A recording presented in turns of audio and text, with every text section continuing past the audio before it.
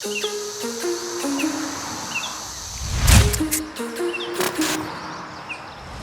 good morning everybody, and welcome to the vlog. I hope the start of your day is incredible, and I'm not just saying it, I mean it. Well, I am going to give you a little update on these two monkeys here, Salt and Pepper. You may notice something, the waterfall is off. So a couple weeks back, I mentioned that it had been leaking, right? And we went over here and I actually tore this in, crawled underneath there, actually saw that there was a little bit of a leak going on, so I decided I was gonna try to flex seal that leak and see if that was actually gonna be the solution. Well, initially I thought, wow, this may have actually worked. Was it that simple? That is awesome. Well, guess what? Within a couple days, there was more water. As a matter of fact, so much water, it was leaking into the party room. I mean, like 10 times the water that was before. So I started thinking, oh my gosh, what if the seal of this enclosure is actually broke? Because if the seal is broke, I would have to tear the entire thing down to nothing. I mean, rip all the rock off, tear all those panels up, and reseal the whole thing. Absolute nightmare. I was praying it was the waterfall. So again, you can see the waterfall is off right now,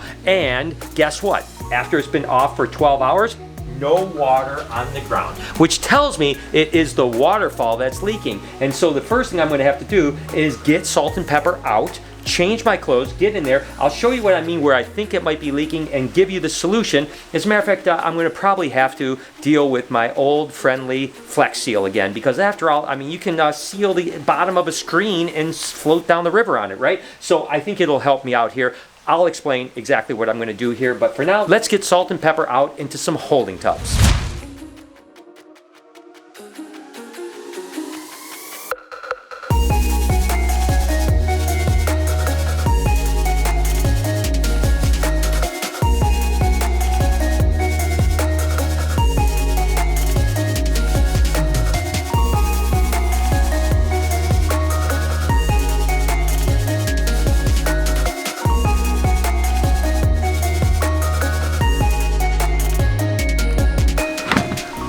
I tell you what, I got a little bit of a free shower there. You know, those guys were a little bit crazy. They're unfortunately going to have to stay in these holding cages for the next 24 hours or so, because we need to drain this and flex seal it to get this thing sealed up, and hopefully it's going to work. So next up, I'm going to have to get changed, and I'm going to have to go ahead and drain this water before we get in, and I'll show you exactly what my thought process is, how we're going to fix this solution.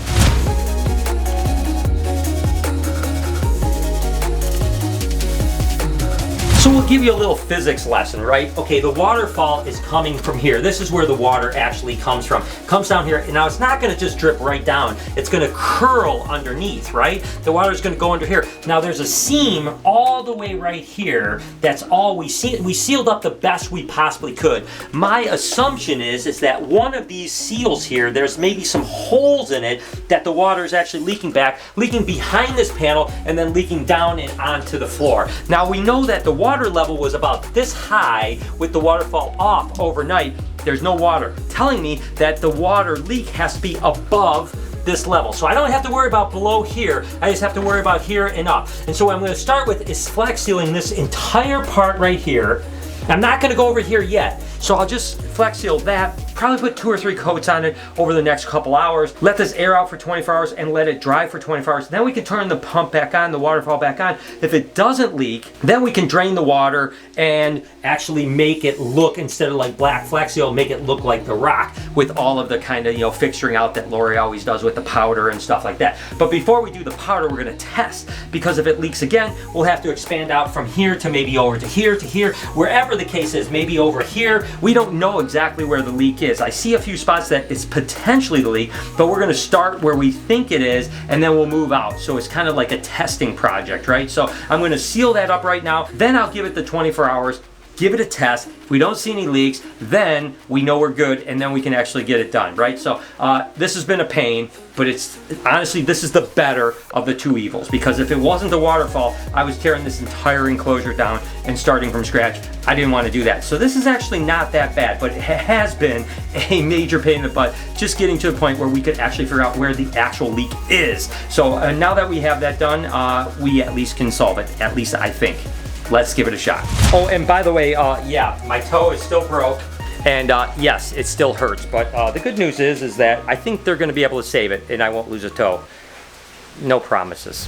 been the wildest thing here in Michigan. You know, we have never kind of seen it here where you look up in the sky and you see this like red sun that just seems to be like kind of just put there through this like kind of haze, right? And of course I've seen a lot of pictures out west with the wildfires and so on like that, and realized that, believe it or not, the wildfires have made it all the way here as far as the smoke goes. So first off, my heart goes out to everyone on the West Coast. I mean, that is unbelievable. I hope you guys are all safe. I hope that all your properties are okay, and I hope that you guys get through it. But it's crazy to think that something 2,000 miles away can be on fire, and literally not only have gotten all the way to Michigan, but all the way to the East Coast. And like I said, never seen sun like this in my entire life here in Michigan, with this like crazy like just, yeah, smoky haze. I've never seen it at all. Not a cloud in the sky, but yet there's still this really bizarre orange sun that is crazy. I mean, it's, in a way it's beautiful, but I realize the devastation isn't beautiful. And again, you know, all of us here have our hearts going out to all of you guys out there that are being affected. So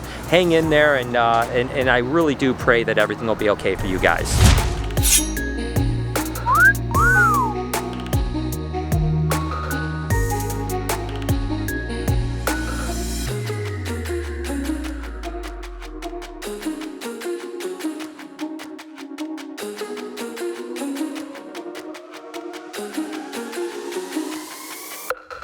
Probably do 1 or 2 more coats just to really make sure that it's sealed up really good. I'm like 99.9% sure that's where the issue is. The downside is that I'll have to, you know, drain the rest of this tank out, clean it up, fill it back up, let it run for like 12 hours before I know if there's any leaks. Then if there isn't any leaks, at least we know that's the case. Then we're gonna have to drain it again. And like I said, we don't want that black to be there. We want it to be the same color as the rock. So we have to go and actually go through with the powder and stuff like that. So let's hope this finally gets done, because I'm telling you what, this has been on my mind for the last 3 or 4 weeks. It's been a pain, but I'm happy that we're finally at a place where I think we might have a resolution. Time will tell. What do you have there? Do you know? So it's another kind of cactus. I can't remember what our friends told us that bought it. It's an actual cactus? I think so. Or is it a cactus seed? Cactus seed. I don't know anything about cactus, but apparently not. I don't know. It looks like an apple with some spikiness on it. Exactly, which is basically what. Can't wait to see what Matilda's going to think about it. She loves cactus. I know. This is like their favorite tree, right? The other day you gave her a prickly pear, right? Oh yeah, they eat those so fast. But she doesn't know what to do. On. She does. She's just being lazy. Oh, look at how it's red that inside. Is. Oh my goodness, it's going to be like a bloody mess. Matilda, did you like? Oh, she loves it. Oh my God, that's so cool. Yeah, they were eating a piece of beef. That's your fingers. Right. Oh my gosh, she loves it. Are you going to feed her more than one?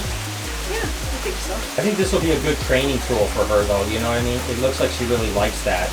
So if we're trying to target train her, I think this might be a good piece of fruit, or what. I don't know if it's considered a fruit, or I don't know what that's considered. I don't know what cactus is considered either.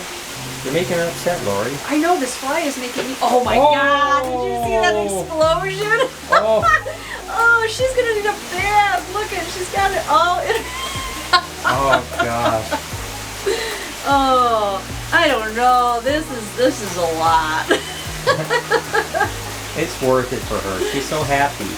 Yeah, she definitely likes it. Oh my gosh. That was actually pretty cool. I tell you what, that's she loves it, Lori. That's amazing. I mean, she is cool. So Matilda's great. Again, I'm going to get this. I keep saying we're going to get this door, and we're going to get this door in as soon as the podcast room is done. And then Matilda, we can use this this fruit of the cactus to actually lure her out, so that she can be comfortable walking outside of her enclosure. And then every morning we can just open the door and let her wander as much as she wants. I think it'll be really cool. And another unboxing. And guess what? There's zip ties on this, which means I need to get the clippers. And I'm back with my clippers again. I always send thanks for the people that send me these clippers, because they are amazing. This will be a pretty quick unboxing, because these are just more of the same that we've gotten before. But you guys know that I keep saying this every time I unbox them, that we could never get enough Piebald ball pythons, that's right. So again, this may be my last shipment of a big shipment of piebald ball pythons, because I think I bought now everything that he has produced this year. So these were the last ones that were hatched out. Absolutely gorgeous. These are really nice ones too, by the way. Most of these are very high white. I mean, take a look at some of these here. Whoo, doggy. I tell you what, they are beautiful. Look at this one. Oh my gosh, that's a cool little pattern on it right there. And it's almost all white.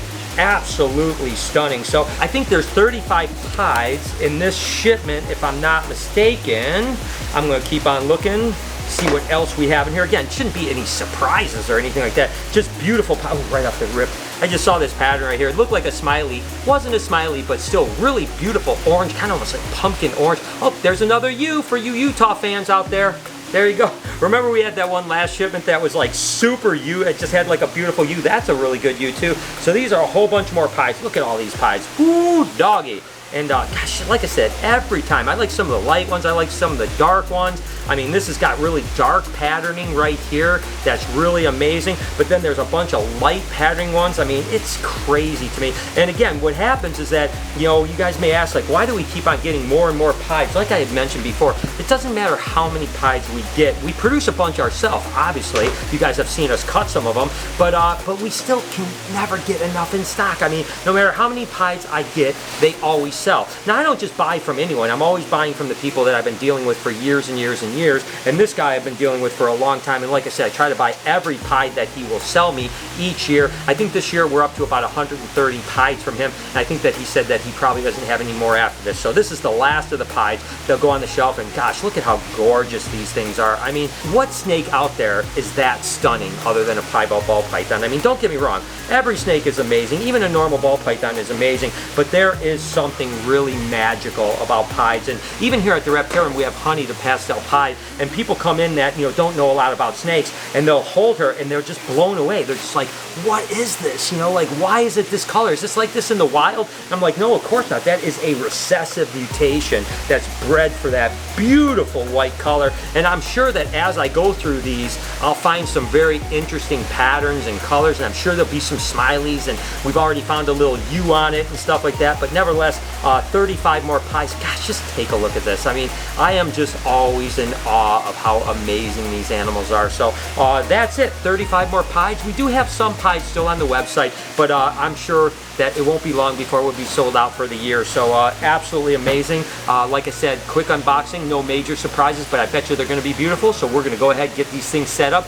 get them on food, and get them up on the website here within the next couple weeks. You can see we're set up for the podcast over here. Hopefully the last time we're going to do a podcast up here at the Reptarium, and then the next time we'll be down in our new podcast room. Fingers crossed that works out.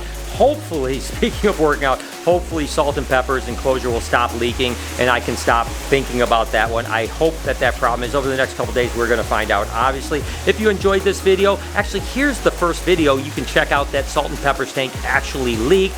If you don't mind, with the podcast right up here, you can subscribe to it. It's called Checking In. On this side, you can subscribe to this vlog channel. Please turn your post notifications on. Have an absolutely wonderful day. Remember, be kind to someone, and I promise I'll see you tomorrow.